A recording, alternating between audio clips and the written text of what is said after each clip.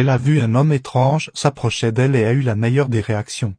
Cette fille habitait dans une ville, là où il y avait récemment eu un viol. Le viol d'une fille dans une ruelle sombre située tout près de sa maison. La femme musulmane en question s'apprêtait à rentrer à la maison après l'école. Il se faisait tard. Elle ne voulait pas rentrer tard pour ne pas inquiéter ses parents. Elle a donc eu deux options. La première est de prendre le raccourci de la ruelle sombre, là où un viol s'était produit. La deuxième était prendre la longue route, mais arrivant en retard et décevoir ses parents. Elle a décidé de prendre le raccourci de la ruelle sombre. Pendant qu'elle marchait dans cette ruelle, elle était au courant de l'histoire du viol. Elle était donc nerveuse. Puis d'où elle était, elle aperçut une silhouette sombre d'un grand homme marchant vers elle. De plus en plus paniquée, elle commença à réciter le verset du trône. Regardez bien, la première chose qu'elle a faite, réciter le verset du trône. Elle continua de marcher, murmurant, récitant le verset jusqu'à la fin. L'homme s'approchait de plus en plus près, elle tentait d'aller plus rapidement pour s'éloigner de lui. Mais l'homme s'approchait encore et encore. Et une fois à côté d'elle, l'homme lui a regardé dans les yeux, tout en continuant tout droit. Une fois rentrée, elle raconta à sa famille ce qui s'était produit à l'instant. Ils ont fait un lien avec l'homme du viol et ont décidé d'avertir les policiers. Ils ont appelé la police et elle a donné la description physique de cet homme. Quelques jours plus tard, les policiers ont appelé les deux femmes, celle qui était victime du viol et cette femme musulmane.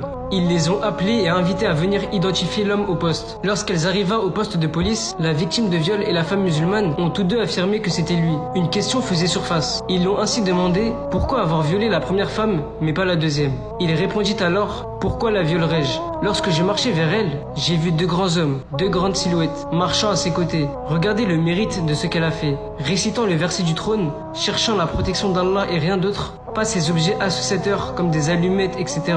Elle récita le verset du trône et Allah l'a aidée. Elle fit confiance qu'à Allah et nul autre. Si vraiment vous vous tournez vers Allah pour la protection et le pardon dans toutes les situations, alors Allah vous protégera, vous récompensera et vous donnera ce dont vous méritez. Et s'il ne vous récompense pas dans la vie d'ici-bas, il le fera dans l'au-delà. Soyez alors sincères envers Allah, il est certes le meilleur des protecteurs.